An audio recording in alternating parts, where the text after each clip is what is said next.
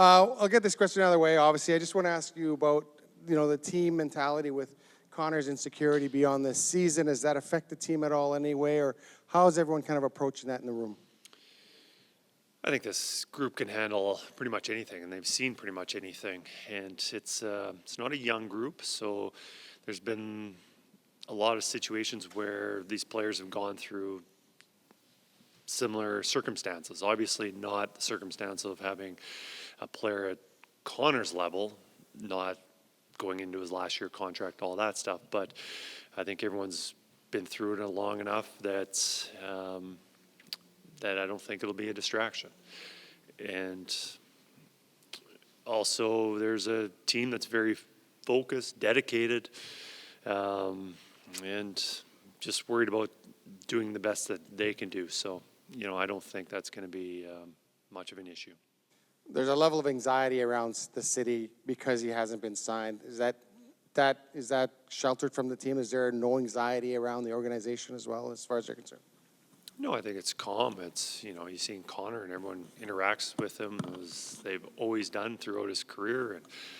And everyone's just, I think right now the focus is just getting the season going, getting training camp going. So obviously it's a big story and you guys have a lot to write about, but I think Connor's earned the right to take his time, decide what he wants to do, and what kind of details that are important to him.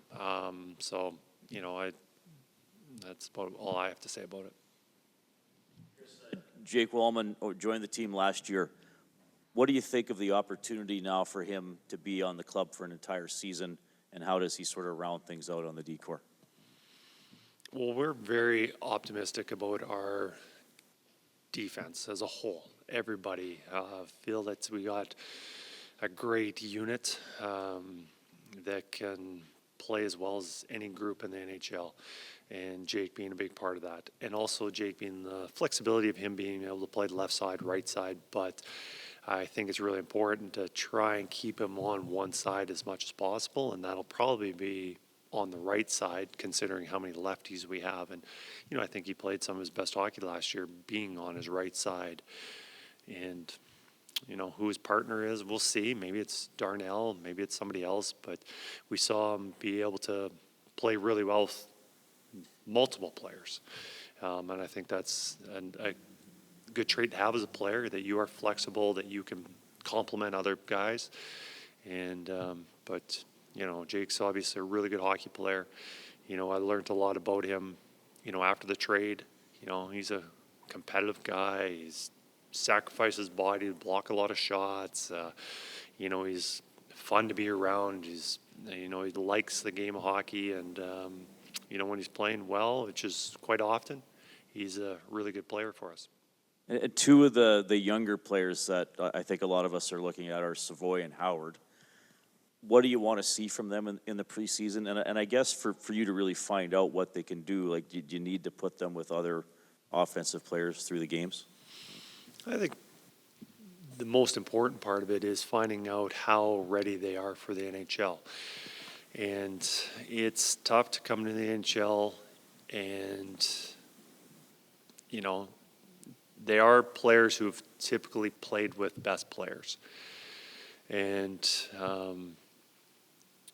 it's also difficult, if they are put in that position, they are playing with our best players, they're playing against other teams' best players. And that's quite a load for a young player. And, I think training camp, we want to find out exactly where they are, how they'll help our team, and who they'll complement, and what players will complement them the most. So, I don't think I've got a clear indication right now that they have to play in this role or else somewhere else. I don't see it that way. So I think training camp's about earning a spot, finding an identity as a team, who and what lines mesh, that kind of thing. And I don't think it's important for a coach to say this is what our lines are going to be from day one and this is how we're going to move forward, because we've got a lot of uncertainties. We're missing about half our forwards from last year's Stanley Cup run, so there's going to be a lot of fluctuation. And I'd prefer that there wasn't fluctuation. I would like to have the certainty, but we've got some to start. You also have a new coaching staff. Just a thought on, was there a concerted effort to make sure there was a philosophical alignment with who you brought in? Because when you initially came in, obviously Gully was already here, and Paul came in with you. So how different has it been with this new staff? And it's really, quote unquote, your staff now. It is. I'm really optimistic about it. We've had some great weeks together, meetings and talking about hockey. And all these guys, I didn't know very well or at all before. The only one I knew a little bit was Paul McFarland, coached U17's Team Canada for about a week or two. But other than that, nobody else. And, the time that we spent with them, I've felt that we're very fortunate to hire the guys that we did. And as for being aligned philosophically, it's good to be aligned, but you don't want to be completely aligned because also you want a staff that also challenges the head coach on, obviously the head coach has a lot of ideas and he throws them out there. You don't want a staff that just says, yeah, that's a really good idea. Yeah, that's the right way to do things, because you're not evolving. You're not getting better. And you want some coaches that see things differently, whether it's a little more offensive minded or maybe some defensive minded. And, there's not one right way to play the game, but I think if you've got some guys who think a little bit differently, that it helps the group. And, I love their hockey minds. They're very hardworking, and I'm really looking forward to working with them throughout the year. Your penalty killing was great in the final in 2024, but it wasn't good enough last year. Are you going to make some structural changes to how you PK? Obviously, you're going to have some different forwards. You'll have the same defense, but are you going to change things up a bit because you've got the same coach coaching the PK? Yeah, penalty kill's changing quite a bit. Well, one, with personnel, we lose a lot of the forwards, but also with our strategy and what we want to do. And now for the personnel, who we feel that we've got many options of guys who can kill, and we want to find out which ones are the best at doing it, but also giving guys roles within our team and not having guys on the ice too much. And I think the exhibition games, we will see kind of a test period of which players are grasping the concepts and are really good in that role. So, fortunately, we have 8 exhibition games. So we have a lot of opportunities to try out those guys, and then we'll find out who the best are. And now as for strategy, so we're making some changes, and probably a little more of what you see other teams doing. I think we were kind of an outlier last year. I think there was probably 3 teams that were killing systems similar to what we were doing, and we're kind of more meshing to what more the rest of the league's doing.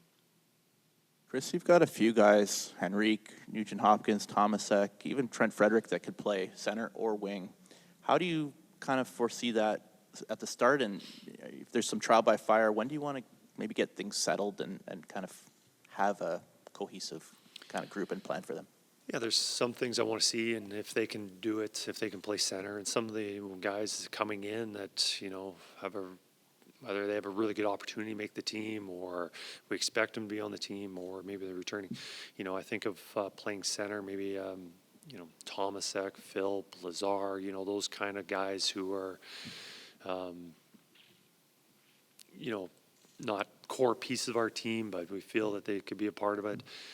And, as for like Nugent Hopkins, obviously we know that he can play center and wing. Henrique has majority played center. I think early on he'll play some left wing, because I certainly know that he can play center.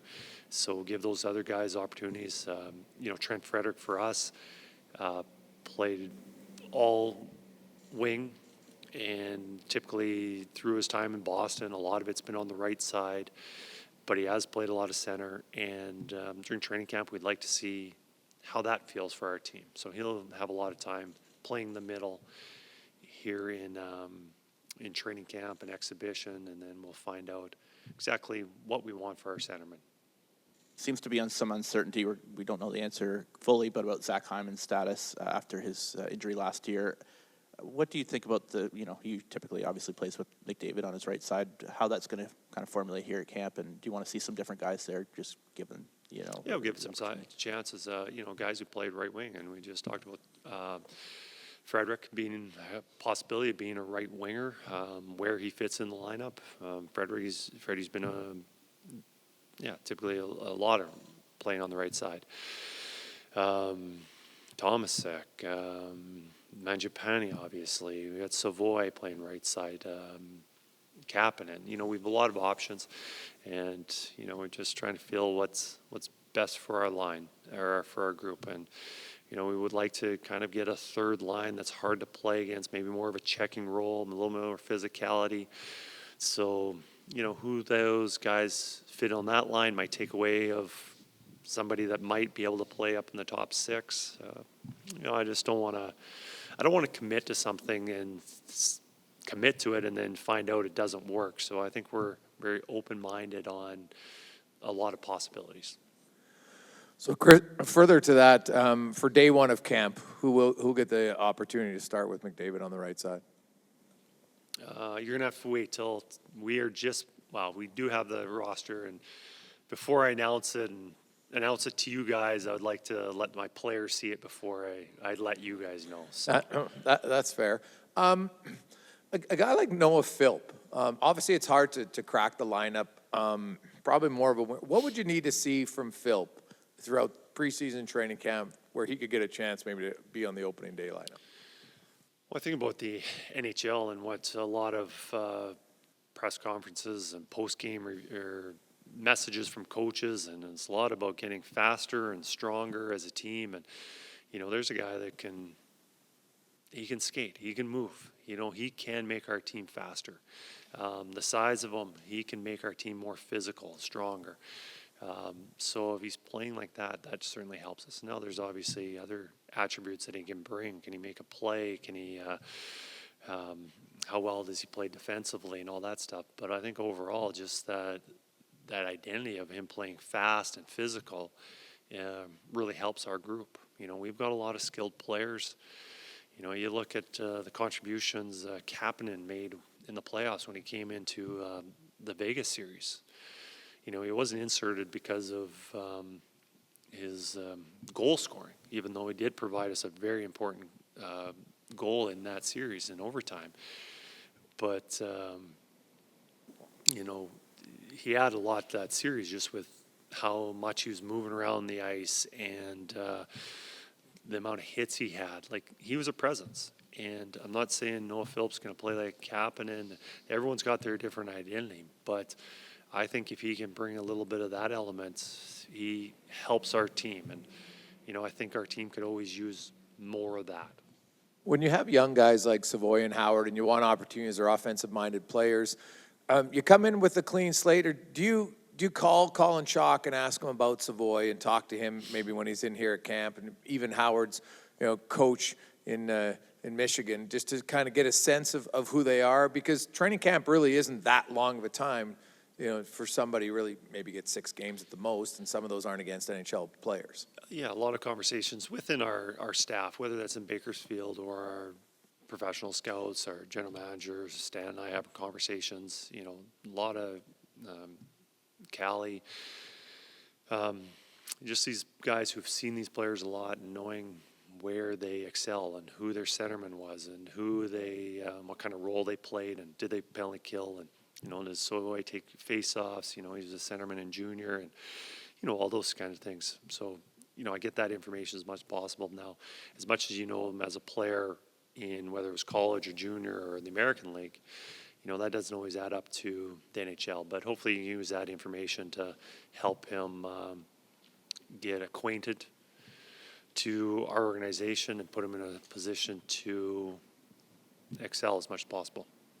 Right, Kris, with Howard and Savoy, like all rookies need time to develop in season and become players, but at the same time, this team's in a win-now mode. So do they have to be effective top six forwards right out of the box, or do you have a couple of months for them to kind of get their feet No, wet? I absolutely don't think that for them to